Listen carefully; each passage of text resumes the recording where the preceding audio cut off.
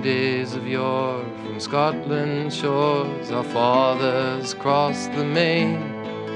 Though dark and drear, they settled here to quit the tyrant's chain. With hearts so stout, they put to rout the forest beasts so wild. Rough logs they cut to build their huts upon Prince Edward Isle.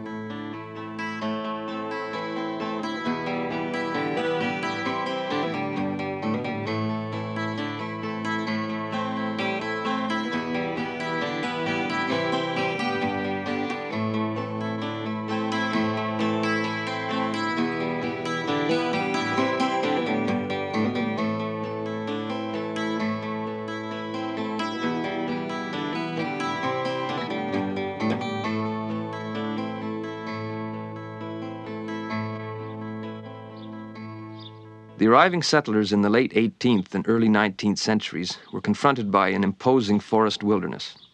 With little more than their own sweat and muscle and a few crude tools, they began the task of transforming this wilderness into a settled community. Discouraging, back-breaking work, and heartbreaking. But they persevered, and in the period between about 1820 and 1860, you get an amazing growth in Prince Edward Island. Agriculture is flourishing, and they have good trade relations with the United States and the West Indies. And on top of that, the island is participating in the great shipbuilding boom of that era. The church and the schools are starting to develop. The community is starting to develop. And they feel that they've accomplished great things. And they've done it on their own. And they're very proud of this.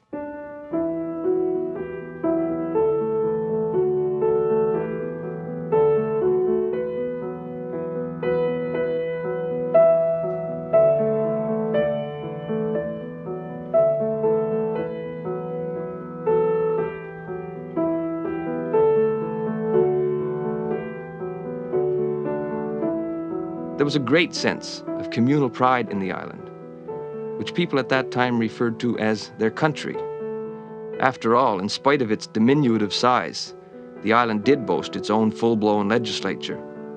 And so for them it wasn't a colony or a province. Mostly it was our country, or my country. The whole society moved to the rhythm of hard work.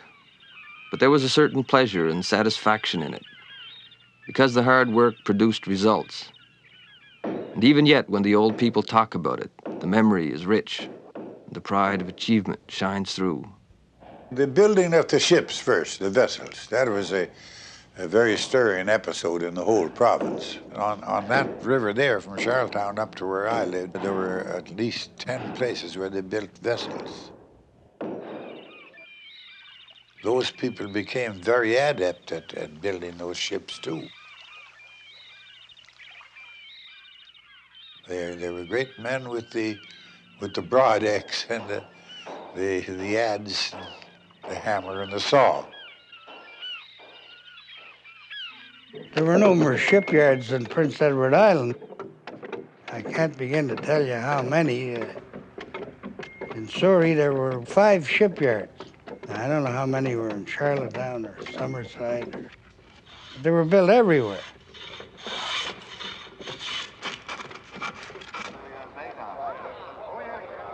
Nobody would miss the launching. There was crowded around on a day like that. Everybody wanted to see it. It's so creative, and there's something so beautiful about seeing it going down into the water. You know, there's a thrill that I don't think I experienced at anything else exactly.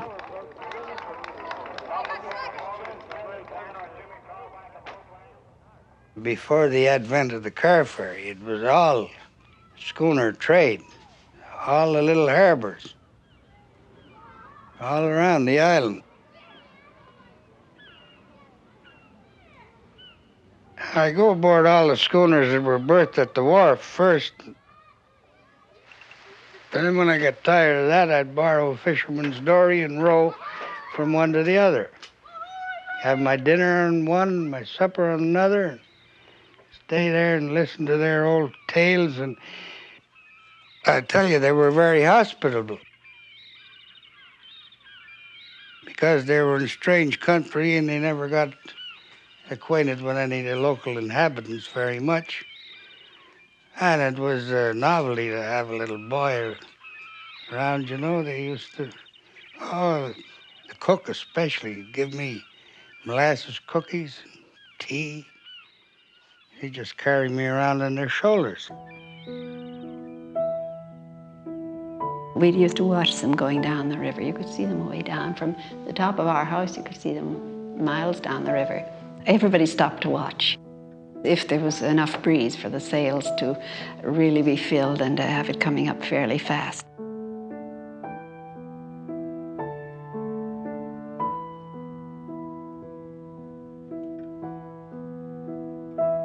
Many of these boys from the farm not only built the ships, but they became their crew, some of them captain, and they sailed to ports all over the world.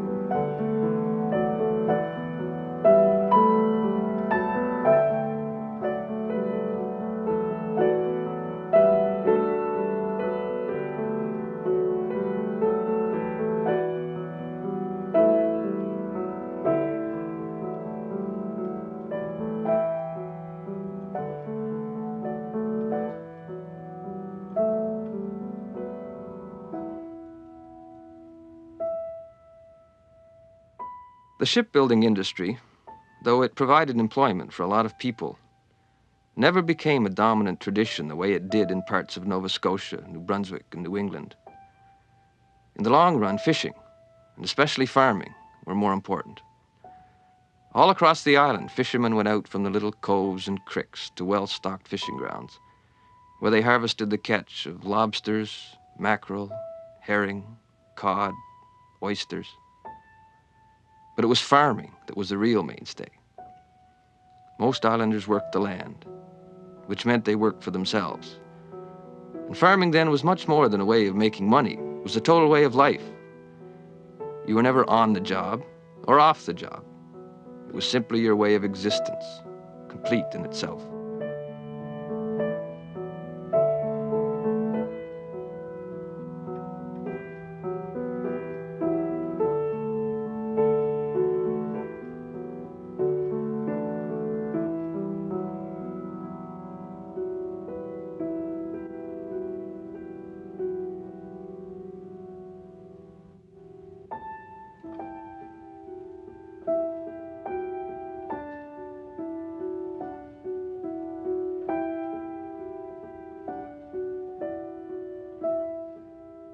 I always had great love for horses. They're a wonderful source of power, these horses, years ago.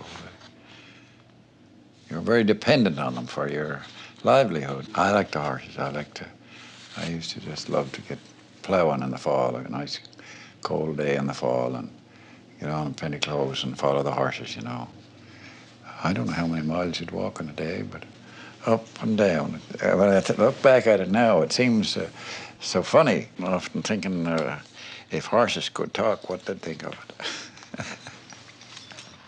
I like to see things grow. I liked animals, and I liked to see the crops grow. And there was a certain satisfaction to see something that you helped create yourself, turning out good. Of course, the same today, I suppose. But there was something else. You put a lot of your self into things then.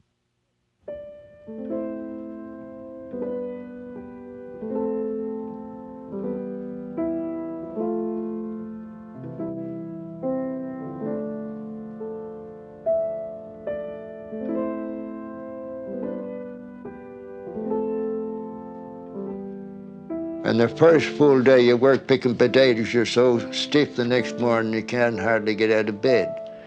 But after a week, you don't mind it after that. Just the same as playing ball or anything else.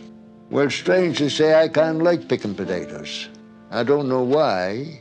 The population of about 80,000 was evenly distributed across the countryside in a tidy patchwork of small family farms. Within this patchwork were hundreds of rural communities or school districts, each one small enough so that the children could conveniently walk to the one-room schoolhouse. And scattered across the island were also a great many small villages or hamlets. You see, as these people came and opened up farms and that, stores just automatically started here and there. Bonshaw was one. They had 2 big stores there.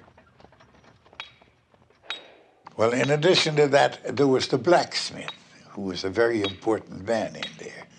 Well, then, down the road a piece, there was a creamery set up, carriage shops. They were great things. Men, wagons, and put new spokes in and one thing or another, you know. There was 2 or 3 sawmills. These were all thriving little businesses all over the province. Wherever you went, you got these.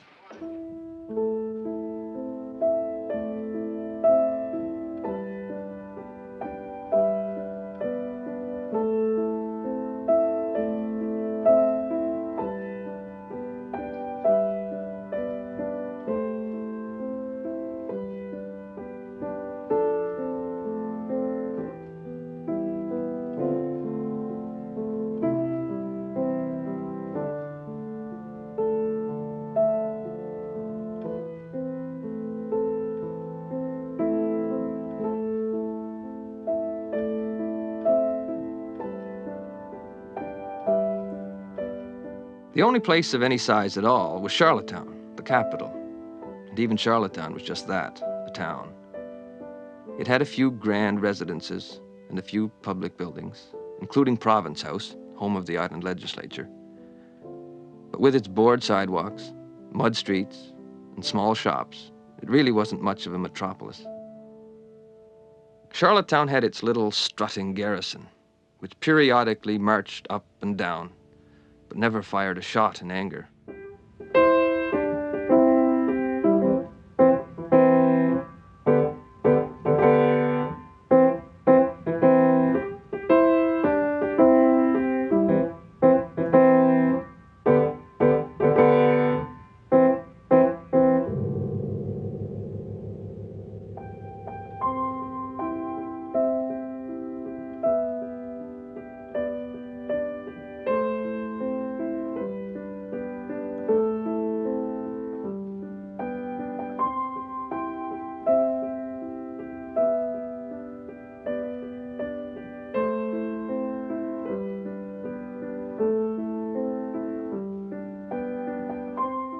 In the town, there was an upper crust, a tiny top hat elite, which tended to take itself very seriously, but was somehow oddly out of place in the midst of the island and the farmers. The Charlottetown clique of merchants and professional people, though perhaps a bit comical in their pretensions, did exercise considerable control over the island economy and island politics. And this was resented, especially when it appeared to the more conservative rural islanders that this might mean confederation.